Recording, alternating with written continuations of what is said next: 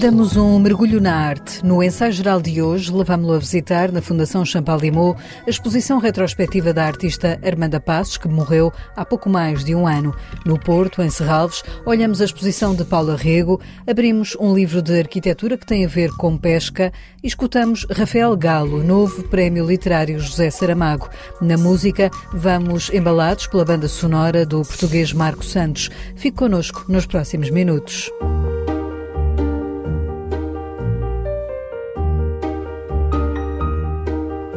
É um dos nomes maiores da arte portuguesa. Dizia que tinha medo de dar entrevistas porque não queria ser vedeta e porque afirmava se exprimia melhor na pintura do que com as palavras. E é na sua obra que a descobrimos. Na primeira exposição retrospectiva da pintora Armanda Passos, que morreu há pouco mais de um ano, estão reunidas mais de 80 telas. Na Fundação Champalimau, em Lisboa, a exposição reúne mais de 30 anos de trabalho. A curadoria é da filha da artista nascida no Douro.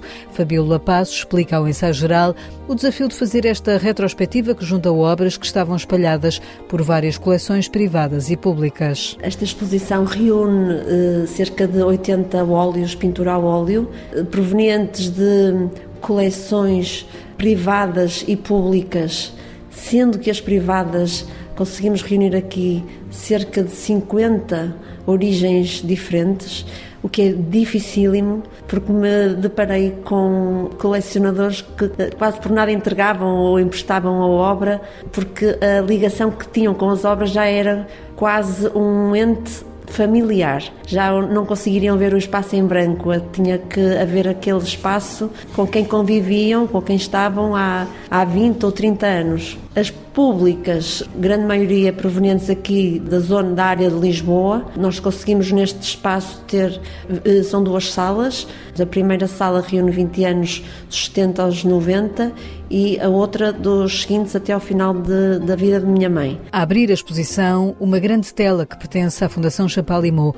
Depois, muitas obras de colecionadores privados, como o escritor Mário Cláudio, o sociólogo António Barreto ou o arquiteto Cisa Vieira, mas também obras da coleção Berardo, da Gulbenkian, do Museu do Oriente, entre outras proveniências que aqui entram em diálogo com o visitante. Os rostos das telas coloridas de Armanda Passos revelam a coerência da artista. Consegue dar uma panorâmica de um olhar retrospectivo, um olhar quase cronológico, de um percurso de 40, 50 anos de trabalho. É um percurso até ao último dia, ou seja, a mãe nunca deixou de criar, de pintar, era no fundo a sua forma de viver? Absolutamente. A minha mãe vivia, eu acredito que a pintura era o espaço de descoberta dela própria, com ela própria. Nunca usou um modelo, nunca pintou aquilo que se vê, mas sempre aquilo que tinha dentro dela. E, portanto, ela transmite-nos cá para fora tudo aquilo que vai no seu interior e esse próprio mundo em que ela o descodifica, em que ela o encontra através da mão, através do gesto que ela faz, era, penso eu, para ela uma catarse e era ao mesmo tempo terapêutico. E a pintura era uma forma dela de um certo apaziguamento, até mesmo uma certa serenidade. Eu não sei até que ponto, eu estou a ver de fora, eu sou filha, não sei qual é a íntima relação com a pintura. Nunca questionei isso, mas entendo que havia ali um momento em que era necessária essa comunicação através da pintura. Cada uma destas telas interpela também quem as olha.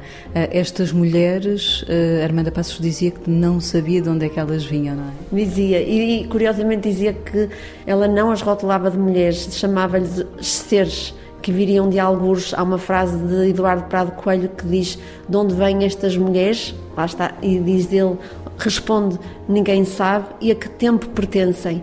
E diz ele, ao princípio do mundo. Não são mulheres que existem, isto são depurações, são emblemas que desenvolve e, portanto, são formas que não são reais. Este planeta Armanda Passos é o caminho que encontrou, desde que se formou nas Belas Artes até ao final, e perguntou-me há pouco se pintou até ao final. Pintou até ao último, poucos dias antes de partir, e pintou não em tinta, desenhou. A única forma que tinha era desenhar. O pintar é violento e não tinha saúde para isso. Pediu-me uma folha de papel e desenhou-me A morte é estranhíssimo, mas desenhou-me um animal grande, carregado de flores, com umas mãos muito grandes, e disse-me: este é o meu último, Fabiola. Armanda Passos, pintura a óleo em retrospectiva, revela este planeta da artista que sempre trabalhou, como numa ilha, diz a filha Fabiola Passos, que conta como era a mãe. Eu recordo-me quando nós íamos aos museus, nós entrávamos num museu e a minha mãe dizia: vão ver a exposição. E eu perguntava: e não vamos juntos? Ela: não, vão sozinhos. E a minha mãe ficava sentada num banco na entrada. E eu achava estranho, e quando chegava ao pé da minha mãe no final, dizia assim: mãe, não vieste ver a exposição? E ela disse: não precisei. Eu estive a ver as pessoas a passar, estive a ver as expressões das caras delas, estive a ver as roupas, as cores, estive a ver os movimentos.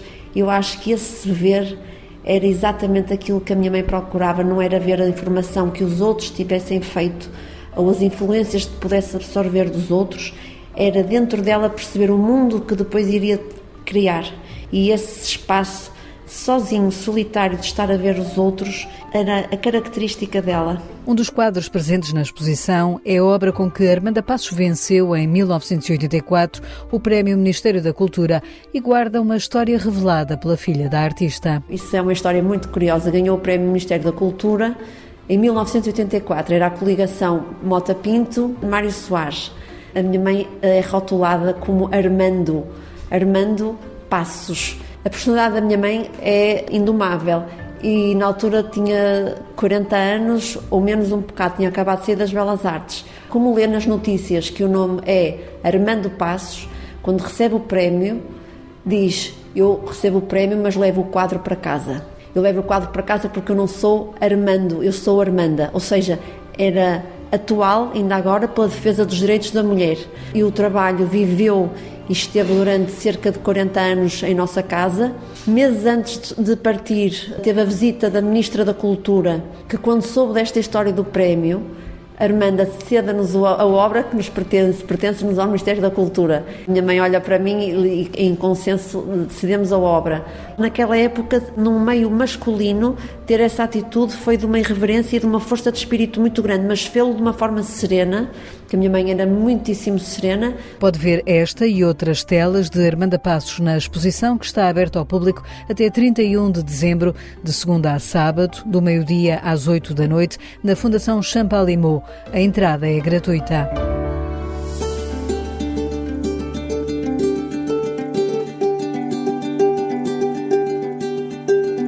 Na Fundação de Serralves, no Porto, está patente uma exposição dedicada à obra da Paula Rego. Quem conta um conto é uma mostra que reúne as obras da artista que integram a coleção de Serralves e que percorre o arco temporal de 1975 a 2004. Até 30 de abril do próximo ano, além deste conjunto de obras, poderá também ver uma peça que veio de uma coleção privada. Isabel Braga, curadora da exposição, explica o título que nasce de um ditado português a que Paula Rego sempre deu forma nos seus desenhos. Ela baseia-se em contos, em histórias, muitas vezes, para depois nos contar uma outra história, à qual, obviamente, que ela acrescenta os seus pontos. Acho que também há essa perspectiva de, justamente, cada um de nós, conhecendo a informação que a Paula Rego recorreu para construir novas histórias, conhecendo isso e olhando para as obras da artista, a nossa própria experiência faz com que cada um de nós veja de forma diferente o trabalho dela e dessa forma acrescente cada um os seus pontos ao conto que a Paula nos conta. Paula Rego foi sempre muito interventiva, muito crítica, e muitas vezes isso vai-se ver nesta exposição, e essa atualidade ainda corresponde àquilo que as pessoas também procuram no trabalho dela? Eu penso que sim, ela foi de facto muito crítica e isso é uma característica que acompanhou a artista sempre ao longo de todo o seu percurso, interventiva, desobediente, questionando aquilo, enfim, o estabelecido, desde os tempos em que era criança, em que vivia no Portugal do Estado Novo, até mais recentemente, quando teve intervenções a nível, nomeadamente, da liberalização do aborto e uma série de obras que ela fez sobre isso.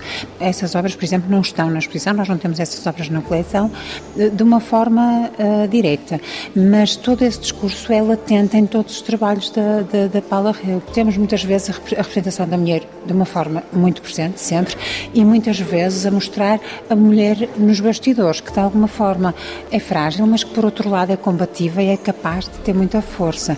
O facto de ser figurativa é importante e as pessoas rapidamente reconhecem e identificam. Isso é uma característica que, no caso da Paula, contribui para a sua singularidade, em que ela, numa altura em que as vanguardas se faziam justamente mais na arte conceptual, pop art, etc., a Paula conseguiu dar uma nova voz à figuração. A curadora Isabel Braga entrevista a jornalista Teresa Almeida. Organizada no ano em que Paula Rego morreu, esta exposição revisita a obra da artista. O que o bacalhau, a sardinha, o atum, a pescada, o polvo, o peixe-galo ou mesmo o tamboril têm a ver com arquitetura? A pergunta pode soar estranha, mas há um livro que o explica. Arquitetura do Bacalhau e Outras Espécies, que será lançado na próxima semana em Lisboa. É um livro que dedica cada capítulo a uma espécie diferente e relaciona com a arquitetura, explica André Tavares, que com Diego Inglês de Sousa assina este livro. Começámos com o bacalhau e fomos continuando com a sardinha, o atum, a pescada e também o polvo, o peixe-galo e o tamboril. E trata-se de um trabalho que procura cartografar esta arquitetura, a arquitetura destas pescas, a arquitetura destes peixes, as suas transformações no tempo da indústria, em particular no final do século XIX e durante a primeira metade até os anos 70 do século XX, essencialmente, e perceber como é que as construções acabaram por ter um impacto nos ecossistemas e vice-versa, como é que os ecossistemas também tiveram impacto na cultura construída. Fábricas de conservas ou armazéns de bacalhau, como o edifício que hoje alberga o Museu do Oriente, são exemplos desta arquitetura ligada à arte da pesca. Mas há mais casos, aponta André Tavares. Um outro lugar que me impressiona muito em Lisboa, que é o Terreiro das Missas, ao lado do Agora Mate e do Museu dos Coches, e que era um lugar onde se encenavam as largadas dos barcos para as campanhas de pesca, e que é um lugar construído especificamente para missas campais de celebração do bacalhau. É óbvio que isso é uma construção humana e é uma relação social com a pesca. Mas a paisagem das cidades, vai sendo marcada por esses lugares, por esses frigoríficos monumentais. O caso dos armazéns, onde hoje é o Museu do Oriente, e de um armazém irmão desse, irmão mais velho, construído no Porto, em Massarelos, é um outro exemplo de como esta pesca ou esse peixe também se monumentalizou na cidade e como é que também a arquitetura deu um caráter simbólico a essas pescas e a essas formas de construção. Mais do que um inventário deste património arquitetónico, o livro Arquitetura do Bacalhau pretende alertar para a necessidade de uma renovada relação entre a construção e o mar. André Tavares dá como exemplo o que aconteceu em Matosinhos, no norte do Porto. Talvez o exemplo de Matosinhos seja evidente. Hoje chamado Matosinhos Sul, a expansão da cidade nos anos 30, muito apoiada na indústria das conservas de sardinha e que rapidamente, ao fim de muito poucos anos, já estava a dar sinais de ruína, porque a pressão urbanística foi de tal ordem que as sardinhas não aguentaram e que rapidamente não havia sardinha suficiente para alimentar tudo aquilo que foi construído. E isso corresponde a um planeamento ou a alguma expectativa de desenvolvimento económico que não tinha consciência nos anos 30, 40, não havia também os instrumentos para ter essa consciência do impacto nos ecossistemas que a própria construção tem. Creio que é muito importante termos consciência hoje, em particular num momento em que se fala tanto de economia azul, de explorar os recursos marinhos e em que sabemos, e já temos os instrumentos para saber, que esses recursos são finitos e que ou temos juízo, literalmente, nessa exploração, ou o tiro sai pela culatra. Reflexões para ler no livro Arquitetura do Bacalhau e Outras Espécies, que é apresentado no Centro Cultural de Belém na próxima quinta-feira e depois dia 26 em Ilhavo e dia 7 de dezembro no Passos Manuel, no Porto.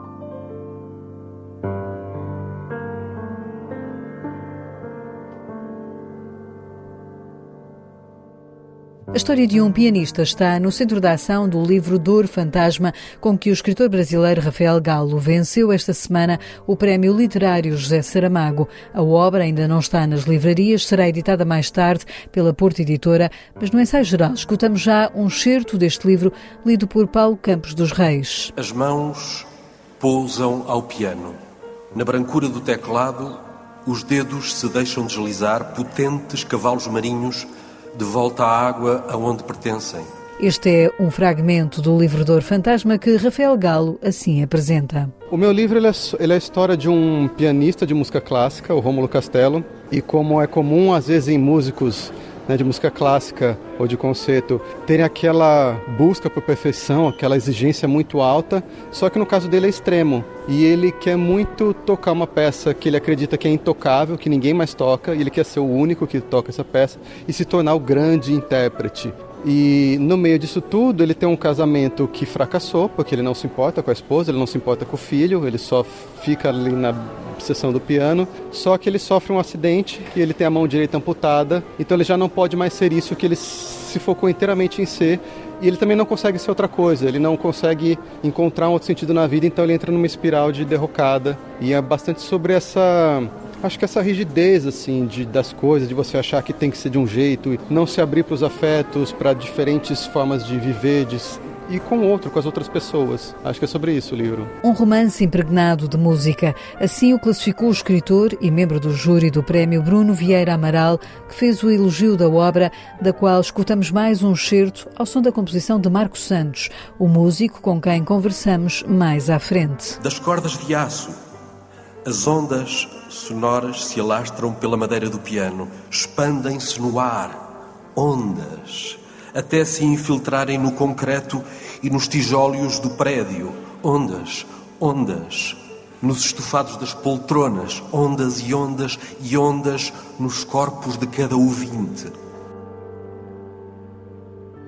No ensaio geral recebemos agora Guilherme de Oliveira Martins, do Centro Nacional de Cultura, que nos deixa sugestões de leitura e que nos fala também hoje sobre a artista Armanda Passos. Armanda Passos, que nos deixou em 2021, pintora versátil, inconfundível e multifacetada, com uma imaginação poderosa na expressão de Raquel Henriques da Silva, tem 80 obras a óleo na Galeria de Exposições da Fundação Champalimau. Pintura a óleo em retrospectiva tem curadoria de Fabiola Passos, filha da artista. Reúnem-se também os testemunhos de vários artistas e personalidades públicas e a explicação da gênese desta mostra. Armanda Passos tem um traço inconfundível que deu voz à mulher, mostrando-nos rostos que nos chamam à compreensão da humanidade. Licenciada pela Escola Superior de Belas Artes do Porto, expôs as suas obras a partir de 1976 e tem presença em importantes coleções como o CAM da Fundação Gulbenkian, a Coleção de Arte Contemporânea do Estado, Fundação Oriente, Fundação Milênio ou Museu Amadeu de Sousa Cardoso. Certa vez, Eduardo Prado Coelho exprimiu o seu fascínio pela obra de Armanda Passos. De onde vêm estas mulheres? Ninguém sabe. A que tempo pertencem? Ao princípio do mundo, mas declinando ao longo dos séculos e países, num contraponto permanente entre o traço europeu e o traço muçulmano. Por vezes, parecem presas de um poder obscuro, alienadas desde os séculos mais longínquos, encarceradas na obtusidade dos saberes cativos. Elas também parecem deter uma sageza insolente e alheia às razões do nosso tempo e à masculinidade que rege o funcionamento do universo. Nesta semana, em que ocorrem os centenários de José Saramago, José Augusto França e Jorge Vieira, lembramos a obra de Miguel Real e Filomena Oliveira, publicada na Companhia das Letras, As 7 Vidas de José Saramago, um belo repositório que nos permite compreender a vitalidade do romancista.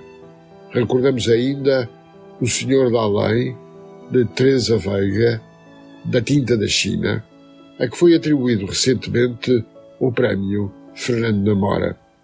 E aconselhamos a leitura de Evangelhos apócrifos gregos e latinos, com tradução e comentários de Frederico Lourenço na Quetzal. E por fim, a Revolução de 1820, leituras e impactos do Instituto de Ciências Sociais, que nos apresenta as comunicações do congresso que teve como primeira figura organizadora Miriam Alpern Pereira.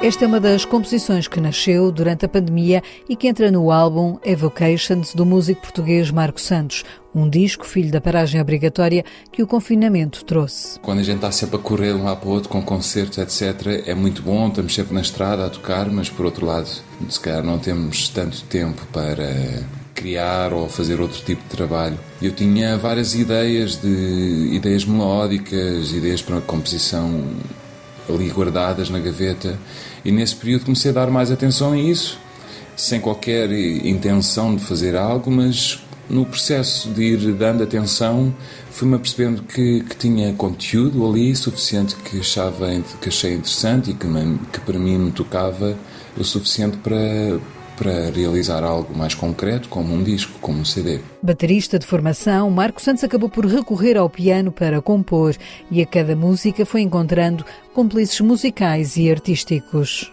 No total foram 25 artistas, sendo que o disco são 7 composições. Dessas 7, 6 têm um convidado musical especial, ou seja, nessas 6 músicas temos o João Frado, o cordanista português, o Diogo Duque, o Sinan Arate da Turquia, o Vasilis Stefanopoulos da Grécia, o Martin Suede da Argentina, temos uma poeta holandesa, Rose Nocturne, e depois, para além desses 6 convidados musicais, para cada música convidei também um artista visual, porque para mim esta música é música que promove de certa forma um imaginário de imagens ou inclusive de movimento.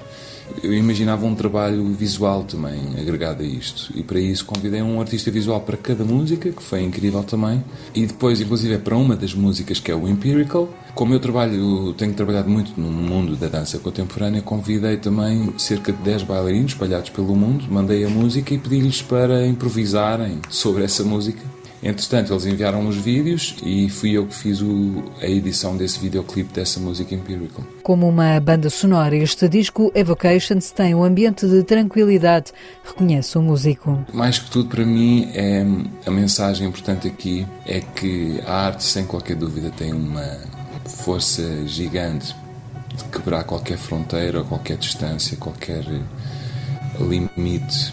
Eu acho que esta música é uma música que gosta de planar, é uma música que promove, se calhar, um lado mais introspectivo, mais sereno, mais tranquilo.